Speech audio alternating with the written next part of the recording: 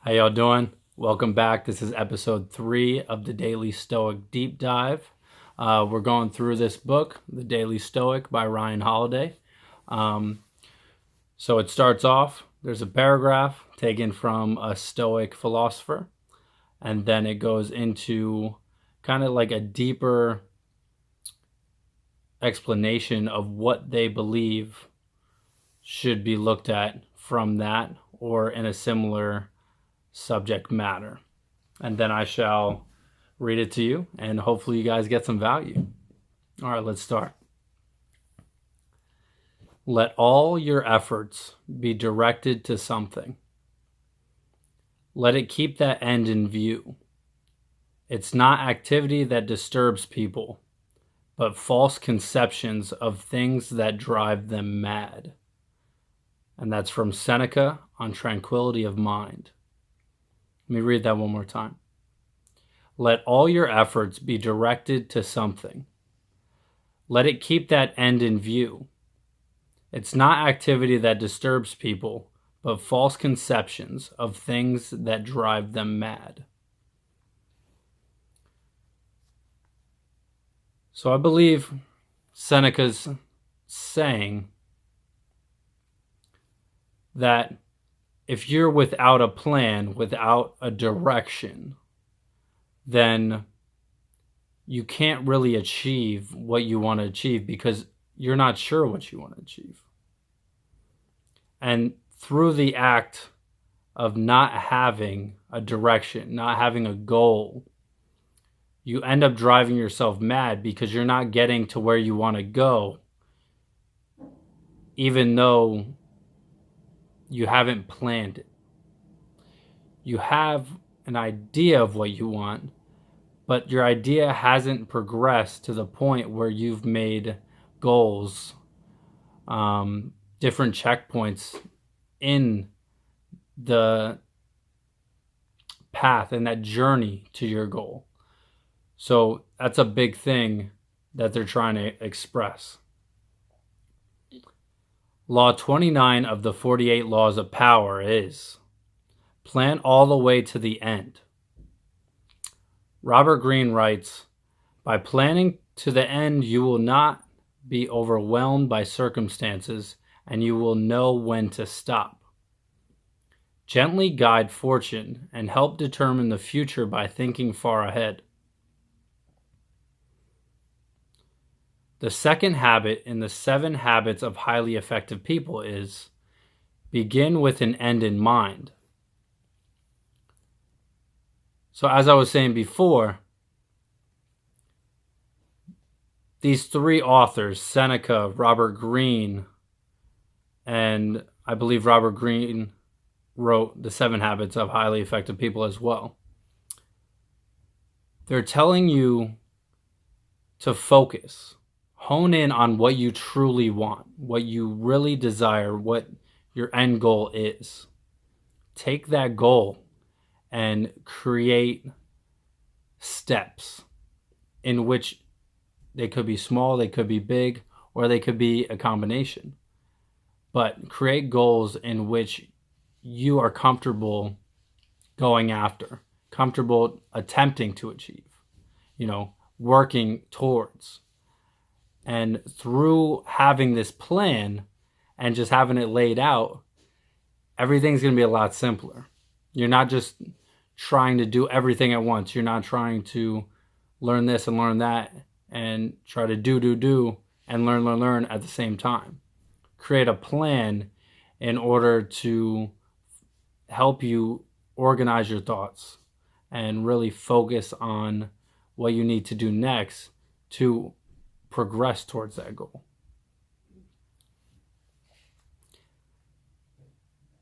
Having an end in mind is no guarantee that you'll reach it. No Stoic would tolerate that assumption. But not having an end in mind is a guarantee that you won't. I think that's a really strong statement.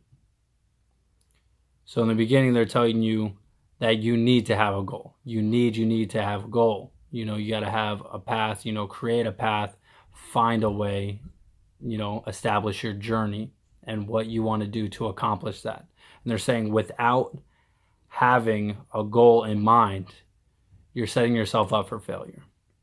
You're guaranteeing that you won't achieve what you want to achieve just on the simple fact that you haven't set yourself up. You haven't created a goal, so you're just swimming in the ocean with no direction.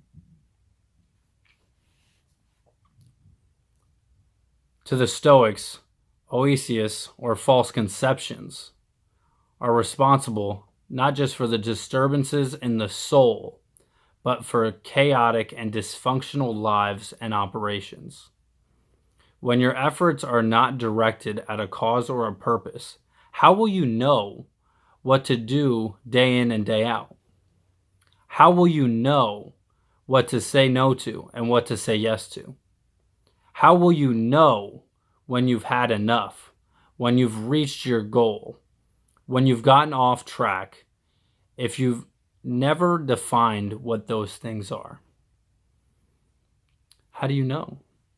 It makes complete sense. It's so simple, it's so common sense that it gets overlooked.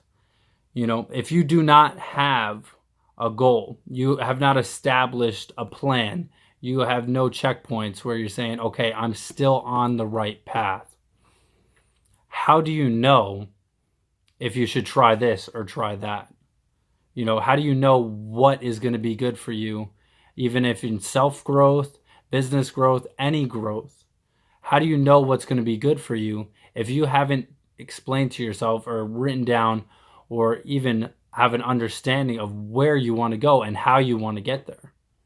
You are going to take so much longer. You're going to get so off track from where you desire to go or where you have an idea of going if you don't establish a roadmap. And I think that's really instilled in this daily meditation.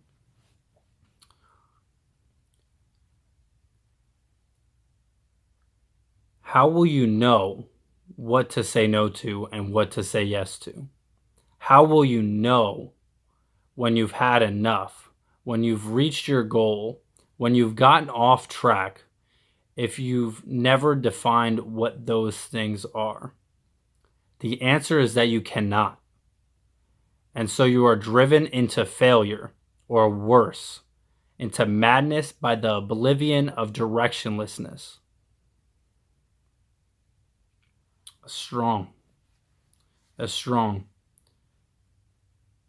It's pushing you. It's pushing you to be the best part of what you want to do, to create it, to build inspiration off of where you want to go, how you want to do it, and giving you the power to stay focused on that path. And it's really trying to instill that you need a path. And without one, you're screwed. You're just adrift. No current. You just go wherever the wind takes you. And you're never going to get to your goal that way, or you're going to get there and it's not going to be in a way that you want or a way you have it imagined. And it's a dangerous thing to just go with the flow. You want to be easygoing, you want to be, relaxed and go with the flow, but you also want to have purpose. You want to have direction. And once you're passionate and you have created a direction and you're going after it, action, and you're taking action and you're focused, it's going to be a huge turnaround in your life where you realize that this is what matters. And with people seeing that, they're going to surround themselves, or they're going to surround you in order to be more like you. And I feel like that's very reminiscent of, solid businessmen or anybody. I mean, we look at business moguls and, very successful people as gods. I mean, You know, look at Warren Buffett, you know, anybody, anybody like that. Like, it's crazy. Like, we look at them like they know something we don't know. Like, they're higher than us. You know, Mark Zuckerberg, like, he doesn't know anything. Well, at this point, he knows more than a lot of people. But when he started, he didn't know something that everybody else didn't know. He just found a plan or had an idea, created a plan, and went after it. And we can all do the same thing. We just have to be willing to make the sacrifice to get there. So, in essence, create a goal. Focus on that goal or destination and plan steps in order to reach that goal.